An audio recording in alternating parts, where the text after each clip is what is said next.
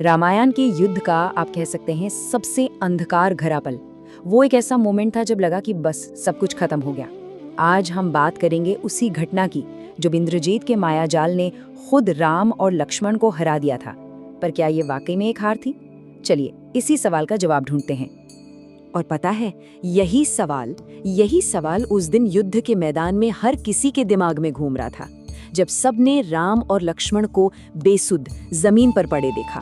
ये सवाल ना पूरी कहानी का रुख ही बदल देता है। क्या सच में भगवान भी हार सकते हैं? क्या कोई दिव्य शक्ति भी माया के आगे घुटने टेक सकती है?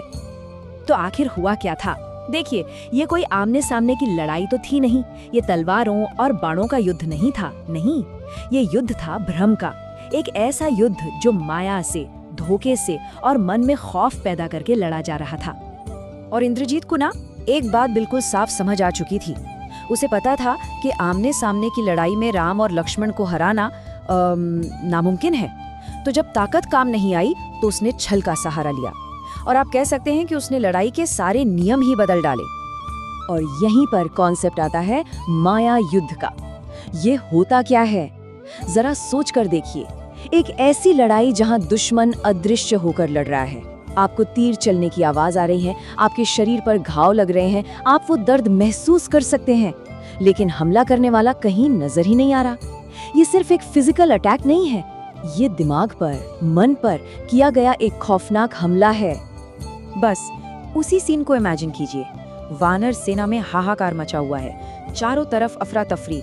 सैनिक एक एक करके जमीन पर गिर रहे हैं, उन्हें चोटें लग रही हैं, लेकिन किसी को समझ नहीं आ रहा कि हमला हो कहां से रहा है। ये साइकोलॉजिकल वॉरफेयर था अपने चरम पर। और इसी अदृश्य खौफ के बीच इंद्रजीत ने अपना सबसे खतरनाक, सबसे घातक हथियार इस्तेमाल किया। एक ऐसा अस्त्र जो कहानी के महानायकों को भी घुटनों पर लाने वाला था। और ये सब कुछ इतनी तेजी से हुआ कि किसी को संभलने का मौका ही नहीं मिला। इंद्रजीत आसमान में गायब था और वहीं से उसने अपना ब्रह्मास्त्र चलाया, नागपाश। ये जहरीले जादुई सांपों का एक तूफान था, लिटरली। पलक झपकते ही उन सांपों ने राम और लक्ष्मण को पूरी तरह से जकड़ लिया, और वो दोनों बेसुध होकर जमीन पर गिर पड़े। जरा सोचिए, ये कोई मामूली रस्सी या कोई बंधन नहीं था। ये लाखों जिंदा चमकते हुए जादुई सांपों का एक जाल था। एक ऐसा जाल जिससे बचना लगभग नामुमकिन था। ये सीन हमें दिखाता है कि वो माया कितनी भयानक थी, जिससे देवता भी नहीं बच पाए। और बस इसी के साथ शुरू होता है युद्ध का सबसे अंधकार भरा दौर। वो पल जब धर्म की तरफ से लड़ रही सेना की हर एक उम्मीद खत्म हो चुकी थी। जब नायक ही गिर जाएं तो सेना का क्या होता है? इसका असर बहुत ही भयानक हुआ। वानर सेना का तो मनोबल ही टूट गया। विभीषण, जिन्होंने धर्म का साथ देने के लिए सब कुछ छोड़ दिया था, वो शोक में डूब गए। और सबसे क्रूर बात, ये सीन सीता को दिखाया गया। क्यों? ताकि उनकी आखिरी उम्मीद भी तोड़ दी जाए। और दूसरी तरफ राक्षसों के खेमे में जीत का जश्न शुरू हो चुका था।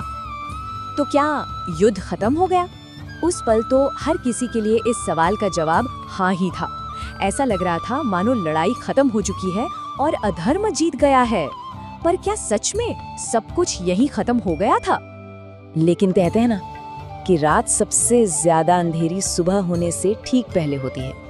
और यहीं पर कहानी ने एक ऐसा नाटकीय मोड़ लिया जिसकी किसी ने कल्पना भी नहीं की थी। जब सारी उम्मीदें दम तोड़ चुकी थीं, तभी अचानक एक बहुत तेज हवा का झोंका आया।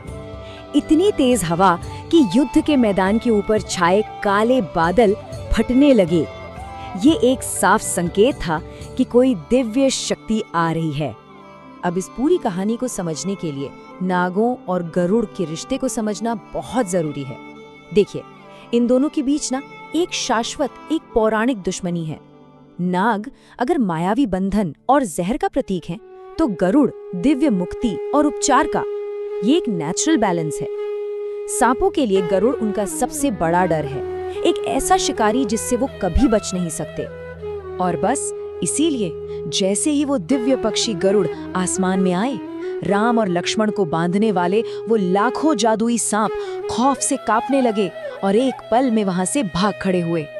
नागपाश का माया जाल अपने आप ही टूट गया। सोचिए, सिर्फ उनकी मौजूदगी ही उन लाखों सांपों को भगाने के लिए काफी थी। लेकिन बात यहीं खत्म नहीं हुई। इसके बाद गरुड़ ने राम और लक्ष्मण के शरीर को सिर्फ एक बार छुआ और बस एक ही पल में उनके सारे घाव भर गए। वो दोनों ऐसे उठ खड़े हुए जैसे कुछ हुआ ही ना हो, पूरी तरह से स्वस्थ और पहले से भी ज्यादा तेजस्वी। तो हम वापस उसी सवाल पर आते हैं जहां से हमने शुरू किया था। क्या ये सच में एक हार थी, या फिर ये एक दिव्य लीला थी, एक ऐसा नाटक जिसमें ब्रह्मांड के नियमों का सम्मान करने के लिए खुद ईश्वर ने भी खुद को एक मायावी बंधन में बंधने दिया। शायद इंद्रजीत को ब्रह्मा जी से जो वरदान मिला था उसका मान रखने के लिए राम ने उस अस्त्र के असर को स्वीकार किया। शायद ये दिखाने के लिए कि इस सृष्टि में नियम सबसे ऊपर हैं। ये विश्लेषण रामायण की एक रचनात्मक और शैक्षिक प्रस्तुति है। हमारा उद्देश्य किसी भी धार्मिक भावना को ठेस पहुंचाना बिल्कुल नहीं है।